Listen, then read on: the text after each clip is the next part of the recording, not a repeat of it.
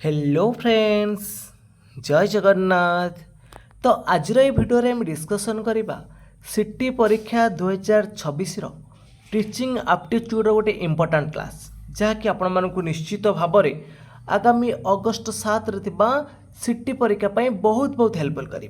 जदि आपण मानक ये भिडियो भल लगी निश्चित भाव में लाइक करेंगे, कमेंट करेंगे, ता सहित शेयर करेंगे एवं जो मैंने कि चैनल को प्रथम थर पर विजिट करुवे चैनल को सब्सक्राइब करेंगे। तो चलतु डेरी नक आज क्लास टी को आरंभ करवा। तो प्रथम प्रश्न अच्छी जड़े शिक्षक देखिले जे श्रेणी रे 80% शिक्षार्थी एक प्रश्न रे भूल कर गोटे प्रश्न रे श्रेणी रे कौन कर 80% शिक्षार्थी भूल कर। तो यही परिस्थिति रे सबुठारु उपयुक्त निष्कर्ष कौन रहिबो? देखो जड़े शिक्षक देखुंत श्रेणी रे 80% पिला 10 रु 8 जन पिला अधिकांश प्रश्न रे भूल कर। तो से मैंने कौन करेंगे ना शिक्षार्थी मैंने परिश्रम करना यहाँ तो भूल हम। प्रश्नटी सिलेबस बाहर थिला, शिक्षार्थी मानकर आईक्यू कम थिला, ए सब रही। तो शिक्षण प्रक्रिया कि उपस्थापन रे सुधार आवश्यक। तो आइदर पिला माने श्रेणी रे कौन करुछन ना आबसेंट रोचंती नचेत शिक्षण प्रक्रिया रे किसी त्रुटि रोची ताको सुधार पड़ो। तो सी ऑप्शन राइट आसीबो।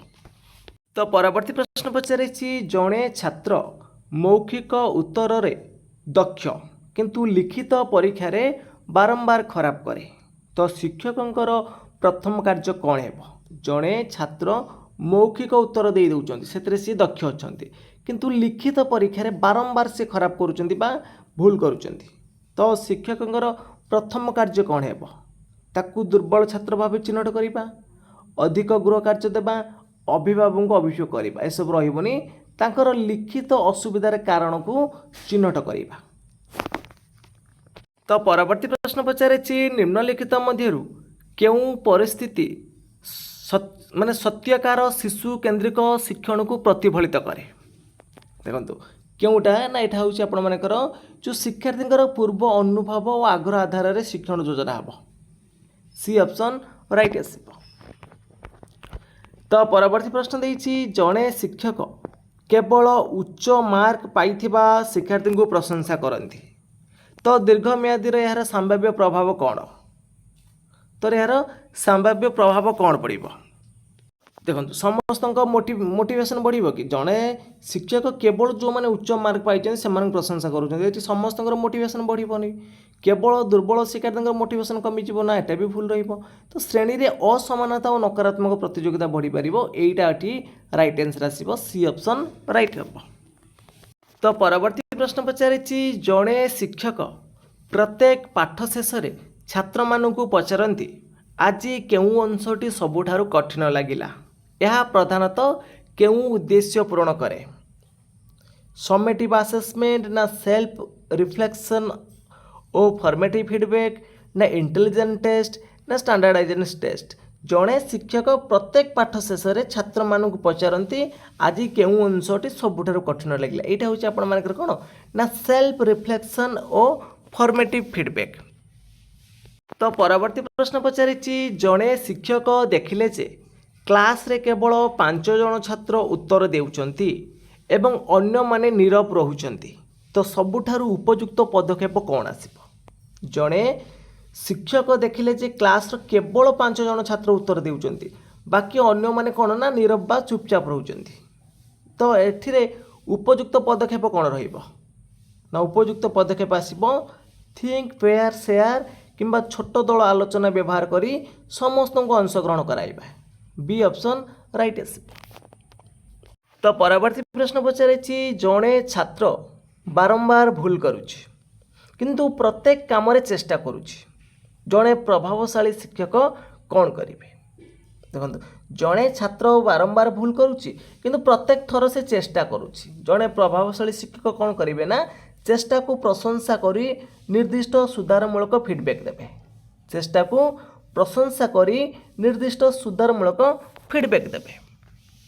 तो परवर्ती प्रश्न पचारि केउं परिस्थिति रे जड़े शिक्षक डिफरेंटेड इंस्ट्रक्शन व्यवहार करुचंती? केते बेले जड़े शिक्षक डिफरेंटेड इंस्ट्रक्शन व्यवहार करुचंती? केते बेले ना शिक्षार्थी क्षमता ଓ ଆବଶ୍ୟକତା ଅନୁଯାୟୀ ଭିନ୍ନ ଭିନ୍ନ କାର୍ଯ୍ୟ ଦେଉଛନ୍ତି ସେହି ସମୟରେ। ତ ପରବର୍ତ୍ତୀ ପ୍ରଶ୍ନ ଅଛି, ଜଣେ ଶିକ୍ଷକ ଦେଖିଲେ ଯେ ଶ୍ରେଣୀରେ ଜଣେ ଶିକ୍ଷାର୍ଥୀ ବାରମ୍ବାର ବାଧା ସୃଷ୍ଟି କରୁଛନ୍ତି, ତ ପ୍ରଥମେ କ'ଣ କରିବା ଉଚିତ? ତ ଯଦି ବାରମ୍ବାର ବାଧା ସୃଷ୍ଟି କରୁଛୁ, ଆମେ ଦଣ୍ଡ ଦେବା ଭୁଲ ହେବ, ଶ୍ରେଣୀରୁ ବାହାର କରିଦେବା, ଅଭିଭାବକଙ୍କୁ ତୁରନ୍ତ ଡାକିବା, ଏସବୁ ରହିବନି। ତାହେଲେ ଆଚରଣର କାରଣ ବୁଝି ସକାରାତ୍ମକ ବ୍ୟବହାର କୌଶଳ ପ୍ରୟୋଗ କରିବା। ତ ପରବର୍ତ୍ତୀ ପ୍ରଶ୍ନ ପଚାରିଛି, ନିମ୍ନଲିଖିତ ମଧ୍ୟରୁ କେଉଁଟା ଆସେସମେଣ୍ଟ ଫର୍ ଲର୍ଣ୍ଣିଂର ଉଦାହରଣ? ଆସେସମେଣ୍ଟ ଫର୍ ଲର୍ଣ୍ଣିଂ ଯେଉଁଟାକି ଆମେ କହୁଛନ୍ତି ଫର୍ମେଟିଭ୍ ଆସେସମେଣ୍ଟ ଭଳିଆ ଆସିବ। ସमेଟିଭ୍ଟା ରହିବ, ବାର୍ଷିକ ପରୀକ୍ଷାରେ ଏଟା ଯିବନି, ତ ବୋର୍ଡ଼ ପରୀକ୍ଷା ହେବନି କି ଫାଇନାଲ୍ ରେଜଲ୍ଟ ଆସିବନି। ତ ଶିକ୍ଷଣ ସମୟରେ ପ୍ରଶ୍ନ କୁଇଜ୍ ୱିଥ୍ ଫିଡ଼ବ୍ୟାକ୍ ମାଧ୍ୟମରେ ସୁଧାର ଆଣିବାଟା ହେଉଛି ଆମର କ'ଣ ଆସେସମେଣ୍ଟ ଫର୍ ଲର୍ଣ୍ଣିଂର ଉଦାହରଣ। ତ ପରବର୍ତ୍ତୀ ପ୍ରଶ୍ନ ପଚାରିଛି, ଜଣେ ଶିକ୍ଷକ ଦେଖିଲେ ଯେ କ୍ଲାସ୍ର ଅଧିକାଂଶ ଛାତ୍ର ଠିକ୍ ଉତ୍ତର ଦେଉଛନ୍ତି କିନ୍ତୁ ସେମାନେ ନିଜ ଉତ୍ତରର କାରଣ ବୁଝାଇ ପାରୁନାହାନ୍ତି, ଏଥିରୁ କ'ଣ ବୁଝାଯାଏ? ଜଣେ ଶିକ୍ଷକ ଦେଖିଲେ ଯେ କ୍ଲାସ୍ର ଅଧିକାଂଶ ଛାତ୍ର ଠିକ୍ ଉତ୍ତର ଦେଉଛନ୍ତି କିନ୍ତୁ ସେମାନେ ଯେଉଁ ନିଜ ଉତ୍ତର କାରଣଟାକୁ ବୁଝାଇ ପାରୁନାହାନ୍ତି, ଏଥିରୁ କ'ଣ ବୁଝାପଡ଼ୁଛି? ନା ଛାତ୍ରମାନେ କେବଳ ମୁଖସ୍ଥ କରିଛନ୍ତି, ଧାରଣାଗତ ବୁଝାପଣା କମ୍ ଅଛି। ତ ପରବର୍ତ୍ତୀ ପ୍ରଶ୍ନ ପଚାରିଛି, ଜଣେ ଶିକ୍ଷକ ପ୍ରତ୍ୟେକ ପାଠ ଶେଷରେ ଛାତ୍ରମାନଙ୍କୁ ନିଜ ଶିକ୍ଷଣ ବିଷୟରେ ଲେଖିବାକୁ କହନ୍ତି, ଏହା ମୁଖ୍ୟତଃ କ'ଣ ବିକାଶ କରେ? ତ ଲେଖିବାକୁ କହୁଛନ୍ତି ମାନେ ଏଠି କ'ଣ ହେବ? ରଟା ଶିକ୍ଷଣ ହେବନି, କେବଳ ଲେଖା ଦକ୍ଷତା ଶୃଙ୍ଖଳା ରହିବନି, ସ୍ୱ ମୂଲ୍ୟାଙ୍କନ ଓ ପ୍ରତିଫଳନ ରିଫ୍ଲେକ୍ସନ୍। ତ ପରବର୍ତ୍ତୀ ପ୍ରଶ୍ନ ପଚାରିଛି, ଜଣେ ଛାତ୍ର ସବୁବେଳେ ଅନ୍ୟର ଉତ୍ତର ନକଲ କରୁଛି, ତ ସବୁଠାରୁ ପ୍ରଭାବଶାଳୀ ଶିକ୍ଷକୀୟ ପଦକ୍ଷେପ କ'ଣ ରହିବ? ଦେଖନ୍ତୁ, ଜଣେ ଛାତ୍ର ସବୁବେଳେ ଅନ୍ୟର ଉତ୍ତରକୁ ନକଲ କରୁଛନ୍ତି, ତ ସବୁଠାରୁ ପ୍ରଭାବଶାଳୀ ବା ଶିକ୍ଷକୀୟ ପଦକ୍ଷେପ କ'ଣ ଆସିବ?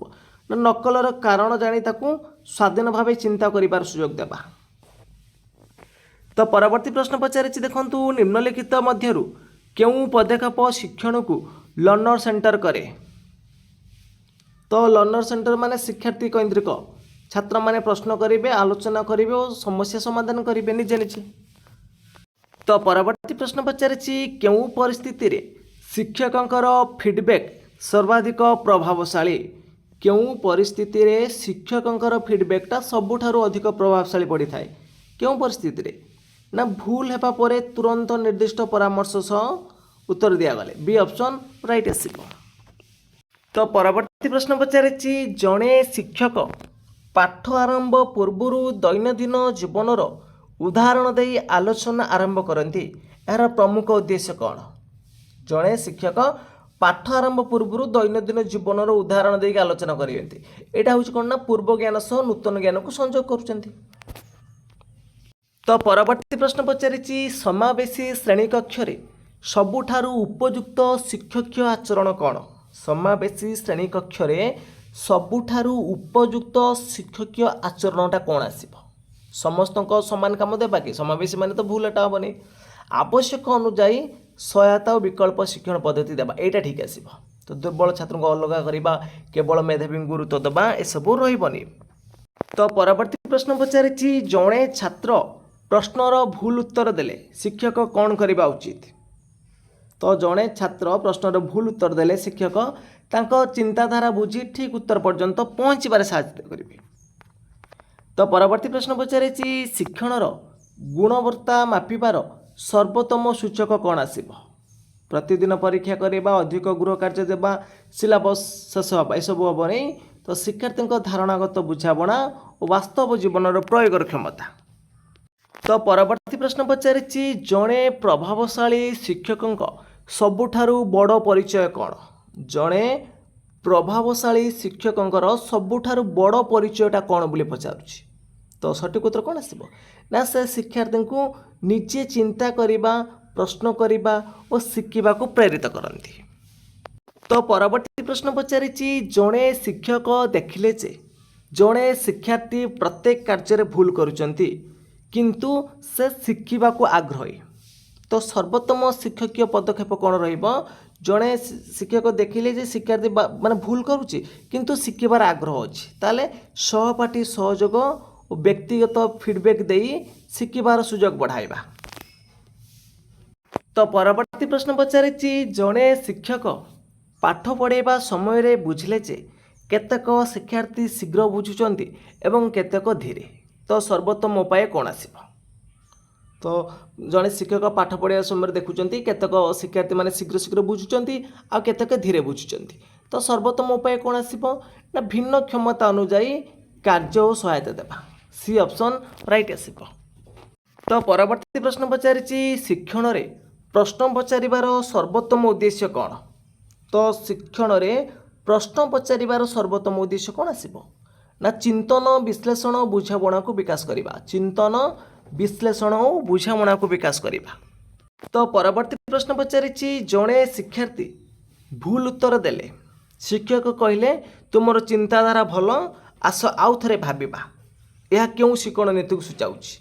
एठी तो शिक्षक पनिशमेंट देले नहीं लेक्चर मेथड पकैले कि ड्रिल मेथड हैलानी तो पॉजिटिव रीएनफोर्समेंट सकारात्मक पुनर्बलन करने ପାଇଁ चेष्टा कले। तो परवर्ती प्रश्न पचारिछि निम्नलिखित मध्यरु केउटा असेसमेंट आज लर्निंग रो उदाहरण असेसमेंट आज लर्निंग माने शिक्षार्थी निज शिक्षण मूल्यांकन सेल्फ असेसमेंट जोटा असेसमेंट आज लर्निंग टा। तो परवर्ती प्रश्न पचारिछि श्रेणी कक्ष रे समस्त शिक्षार्थी को समान व्यवहार करने सबुबले न्यायसंगत कि देखु श्रेणी कक्ष रे समस्त शिक्षार्थी को समान व्यवहार करने सबुबले न्यायसंगत कि हाँ सबुबले एटा भूल हम केवल परीक्षा रे केवल छोट श्रेणी रे ना कारण समानता बा इक्वालिटी और न्यायसंगत इक्विटी भिन्न अछि। तो परवर्ती प्रश्न पचारिछि जड़े शिक्षक क्लास रे वास्तव जीवनर समस्या दे समाधान करने को कहले यह क्यों शिक्षण दृष्टिकोण को सर्वाधिक प्रतिफलित करुछि। एटा रूट लर्निंग नुह कि मेमोराइजेशन मेथड नुह कि डिटेक्शन मेथड नुह एटा होछि constructive learning B option right आसीबो। तो परवर्ती प्रश्न पचारिछि शिक्षार्थी भूल को शिक्षक किपरि देखिबा उचित जो शिक्षार्थी जो भूल करूचंती शिक्षक किपरि देखिबा उचित ना शिखिबार सुजोग भाव में बी ऑप्शन राइट आसीबो। तो परवर्ती प्रश्न पचारिछि जड़े शिक्षक प्रत्येक पाठ शेष में एग्जिस्ट कार्ड व्यवहार करती यार प्रमुख उद्देश्य कौन फाइनाल रिजल्ट प्रस्तुत करवा ना तुरंत शिक्षण स्थिति जानी परवर्ती शिक्षण योजना करवा ना उपस्थित नेबा ना होमवर्क जांच करवा। तो एग्जिस्ट कार्ड व्यवहार कहीं करुचंती ना तुरंत शिक्षण स्थिति जानी परवर्ती शिक्षण योजना करवा। तो परवर्ती प्रश्न पचारिछि जड़े आदर्श शिक्षक सफलतार सर्वोत्तम सूचक कौन जड़े आदर्श शिक्षक सफलतार सूचकटा कौन आसीबो सिलेबस समाप्त करवा 100% रिजल्ट करवा ना शिक्षार्थी मध्य स्वाधीन चिंतन समस्या समाधान और शिखिबार आग्रह सृष्टि करवा ना कठोर श्रृंखला करवा एटी आपण मानक राइट आंसर आसीबो ऑप्शन नंबर सी आसीबो। तो परवर्ती प्रश्न पचारिछि जड़े शिक्षक श्रेणी रे प्रश्न करिबा परे 8 रु 10 सेकेंड अपेक्षा करती यार प्रमुख उद्देश्य कौन आसीबो ना प्रमुख उद्देश्य हम समस्त शिक्षार्थी को भाबिबा पई पर्याप्त समय देबा तो बी ऑप्शन राइट आसीबो। तो परवर्ती प्रश्न पचारिछि जड़े छात्र बारंबार पचारे यह परीक्षा आसीबो कि शिक्षक सर्वोत्तम प्रतिक्रिया कौन हाँ मन रखिए ना परीक्षा ठार अधिक धारणा बुझा जरूरी तो धारणा बुझिले प्रश्न जेपर हो उत्तर दे पारे यहीटा आसब यह आसब ना कि पर कह हेनी बी ऑप्शन ये राइट आसब। तो परवर्ती प्रश्न पचारिछि श्रेणी रे 2 जण छात्र समान भूल करिसेंती जड़े धारणा बुझी नांती अन्य जड़े असावधानतारू भूल करिसेंती तो शिक्षकंकर सर्वप्रथमे पदक्षेप कौन हम तो उभय को समान दंड देवे भूल कारण अनुଯାयी भिन्न सहायता देवे उभय को कम मार्क देवे सब हेनी उभय को समान फीडबैक देवा। तो परवर्ती प्रश्न पचारिछि सॉरी एटा आपण मानकर देखंतु जो उभय को समान फीडबैक कौन पाई दिया कि समान फीडबैक दिया जीवन कहीं जड़े धारणा बुझी ना आउ जड़े असावधान भूल करिसेंती तेन भूल कारण अनुଯାयी भिन्न सहायता देवा ताके भूल कारण बुझा तो ये आपण मानकर ऑप्शन नंबर सी आसीबो। तो 3 नंबर सठिक उत्तर हम ऑप्शन नंबर सी आपण करेक्शन कर दिंतु। तो परवर्ती प्रश्न देछि जड़े शिक्षक श्रेणी रे सबुबले खोला प्रकार बा ओपन एंडेड प्रश्न पचारती। तो ओपन एंडेड प्रश्न पचार द्वारा कौन हुए ना उच्च स्तरीय चिंतन और युक्ति विकास कराइबा। बी ऑप्शन राइट आसीबो। तो परवर्ती प्रश्न पचारिछि निम्नलिखित मध्यरु केउं परिस्थिति असेसमेंट फॉर लर्निंग को सर्वाधिक प्रतिफलित करे। असेसमेंट फॉर लर्निंग देखो आम देखिले असेसमेंट आज लर्निंग ऑफ लर्निंग एबे देखो फॉर लर्निंग तार अर्थ होची प्रत्येक पाठ परे भूल विश्लेषण करी शिक्षण रे परिवर्तन आनिबा। एटा भूल अच्छी देखो ऑप्शनटा भूल देइछि एटा भल विश्लेषण हबो भूल विश्लेषण हबोनी भल विश्लेषण हबो। तो परवर्ती प्रश्न पचारिछि जड़े शिक्षक समस्त शिक्षार्थी को एक प्रकार सहायता देउचंती। तो इनक्लूसिव एजुकेशन दृष्टि रे कौन समस्त समान शिक्षण एटा जो आमर इनक्लूसिव एजुकेशन रहा अंतर्भुक्ति शिक्षा अनुसार एटा कौन उपयुक्त नुहे कारण आवश्यकता अनुଯାयी सहायता देवा दरकार। तो जार जो आवश्यकता आम से हिसाब से सहायता देवा। तो परवर्ती प्रश्न पचारिछि निम्नलिखित मध्यरु केउटी शिक्षकंक प्रोफेशनाली एथिक्स रो सर्वोत्तम उदाहरण। केउटा शिक्षकंकर प्रोफेशनाली एथिक्स रो सर्वोत्तम उदाहरण केउटा ना समस्त शिक्षार्थी सह निरपेक्ष और सम्मानजनक व्यवहार करिबा। बी ऑप्शन राइट आसीबो। तो परवर्ती प्रश्न पचारिछि शिक्षार्थी मध्य क्रिटिकल थिंकिंग विकास करिया पई सबुठारु उपयुक्त प्रश्न केउटा। तो पिलामानकर सृजनात्मक चिंतन विकास करवा। तो सबुठार उपयुक्त प्रश्न कौन आसब संज्ञा लेखाटा रही ठीक बोल कह प्रथम पृष्ठार एसब आसबनी ना तुम्हें ये समस्यार समाधान किपर कर कहीं यहाँ बेस्ट आसब। तो परवर्ती प्रश्न पचारिछि निम्नलिखित मध्यरु केउं परिस्थिति जड़े शिक्षक रिफ्लेक्टिव प्रैक्टिस को सूचित करे। केउं परिस्थिति जड़े शिक्षक को रिफ्लेक्टिव प्रैक्टिस को सूचित करे ना प्रत्येक क्लास पर निज शिक्षण सफलता और त्रुटि को विश्लेषण करवा। तो परवर्ती प्रश्न पचारिछि जड़े शिक्षक क्लास रे प्रश्न पचारिबा परे तुरंत निजे उत्तर दे दियंती यार प्रमुख असुविधा कौन। जड़े शिक्षक क्लास रे प्रश्न पचारे तापर तुरंत उत्तर देदेले यार प्रमुख असुविधा कौन शिक्षार्थी चिंतन प्रक्रिया रे बाधा प्राप्त हुए। तो परवर्ती प्रश्न पचारिछि श्रेणी कक्ष रे भूल को किपरि देखिबा उचित। तो श्रेणी कक्ष जदि भूल होउची भूल को शिखिबार अवसर देखिबा उचित। तो नेक्स्ट क्वेश्चन देइछि जड़े शिक्षक गोटे पाठ पढ़ाइबा पई चित्र वीडियो मॉडल और आलोचनार व्यवहार करती यार प्रमुख उद्देश्य कौन। जड़े शिक्षक गोटे पाठ पढ़ाइबा पई चित्र वीडियो मॉडल और आलोचनार व्यवहार करती यार प्रमुख उद्देश्य कौन आसीबो ना भिन्न शिक्षण शैली और बुझामणा को समर्थन करवा। बी ऑप्शन राइट आसीबो। तो परवर्ती प्रश्न पचारिछि जड़े शिक्षक लक्ष्य कले जे छात्र माने उत्तर मने रखुचंती किंतु नूतन परिस्थिति रे सेही ज्ञान को प्रयोग करि पारु नाहंती एही समस्यार सर्वोत्तम समाधान कौन। जड़े शिक्षक लक्ष्य कले जे छात्र माने उत्तर मने रखुचंती किंतु नूतन परिस्थिति रे सेही ज्ञान को प्रयोग करि पारु नाहंती एही समस्यार सर्वोत्तम समाधान कौन ना परिस्थिति आधारित कार्यकलाप कराइबा। बी ऑप्शन राइट आसीबो। तो परवर्ती प्रश्न पचारिछि निम्नलिखित मध्यरु केउटा 21st सेंचुरी क्लासरूम रो सर्वोत्तम वैशिष्ट्य माने केउटा आपण मानकर देखंतु 21st सेंचुरी क्लासरूम रो वैशिष्ट्य। शिक्षक कहबे छात्र शुणिबेटा भूल प्रतिदिन मुखस्थ परीक्षा केवल पाठ्यपुस्तक अध्ययन सब रही छात्र सहयोग सृजनशीलता समस्या समाधान और डिजिटल साक्षरता पर गुरुत्व। बी ऑप्शन राइट आसीबो। तो परवर्ती प्रश्न पचारिछि जड़े शिक्षक शिक्षार्थी को वास्तव जीवनर समस्या समाधान करने को दियंती यह प्रधानतः केउं दक्षतार विकास करे। जड़े शिक्षक शिक्षार्थी को वास्तव जीवन में समस्या समाधान करने को दियंती यहाँ हूँ कौन ना समस्या समाधान और समालोचनात्मक चिंतन रे जीव। तो परवर्ती प्रश्न देइछि शिक्षण रे सबुठारु प्रभावशाली फीडबैक केउटा भल ना भूल ना तुमर पदक्षेप ठीक थिला किंतु एठारे जुक्ति बदलवा दरकार ना पुणी कर। तो यही प्रश्नर सठिक उत्तर कौन हम आपण मैंने कमेंट बॉक्स में जनातु। तो फ्रेंड्स आज क्लासटी सरी जाइए जदि आपको क्लासटी भल लगी निश्चित भाव में लाइक करेंगे कमेंट करेंगे ता सहित शेयर करने और जो मैंने चैनल को प्रथम थर विजिट करुवे चैनल को सब्सक्राइब कर रखिए। तो फ्रेंड्स आज ये जय जगन्नाथ जय हिंद।